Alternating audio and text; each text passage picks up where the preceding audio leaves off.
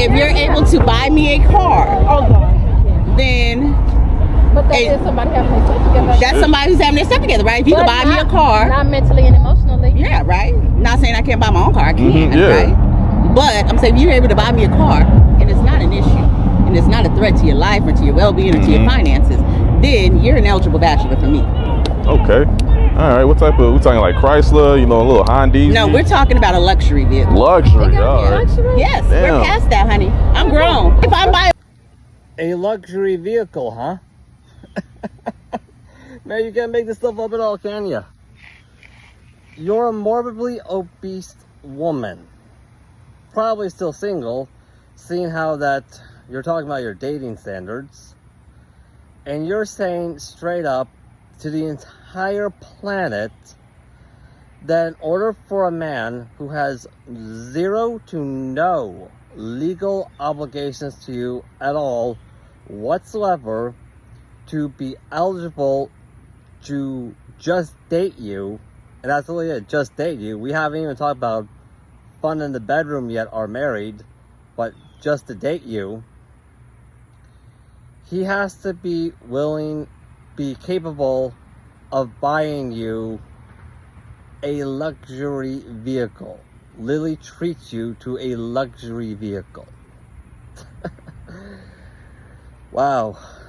I think you just answered the question, madam, of why 80% of the nation's debt is owned by Western women, or modern Western women. You clearly have no understanding of the value of money. You clearly don't. If a man ever tries to use the argument on you that women were built to create babies, ask him about menopause. There's only... Madam, I don't think you know what menopause even is. Which is not that surprising, due to the fact that the feminist movement teaches women at a very young age to just flat out reject biology and neurology instead of work with it. For example, the neurological difference between a woman's brain and a man's brain, one of many, is that woman's brain is neurologically built to be a lot more emotional than a man's brain is.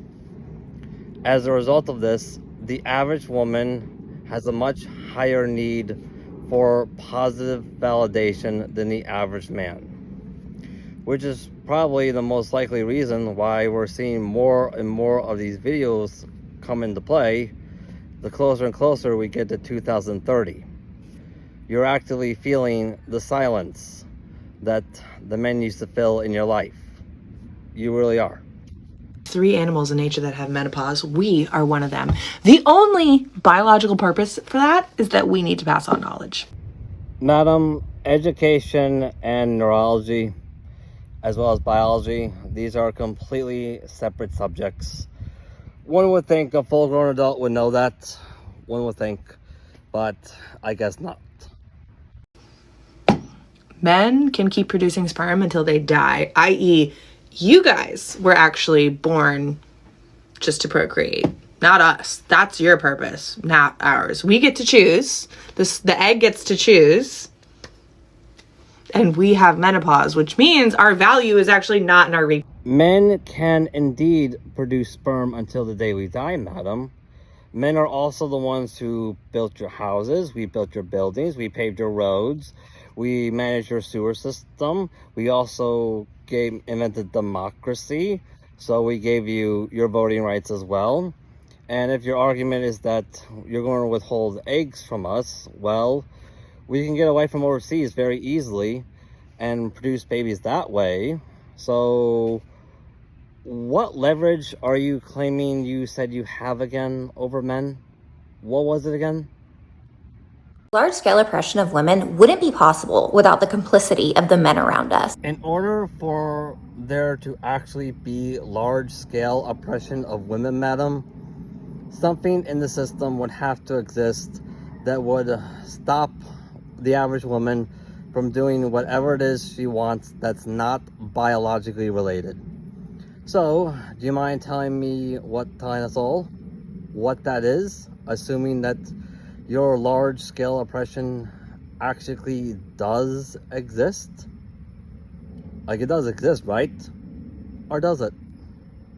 If the men in your life truly had your best interests at heart, they would be outraged by the things that happen to women and have happened to women. It's not just the minority of misogynistic men who cause this, it's the silent and indifferent men that continue to let it happen.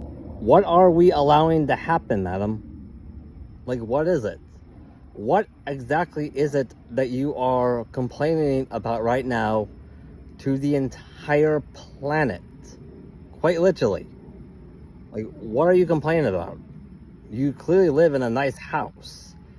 Or home, rather. You have a nice life, so what are you complaining about? Like, what is it? A man who had your best interests at heart would stand up for your rights, speak out against injustice, and hold other men accountable. We do hold our fellow men accountable, madam.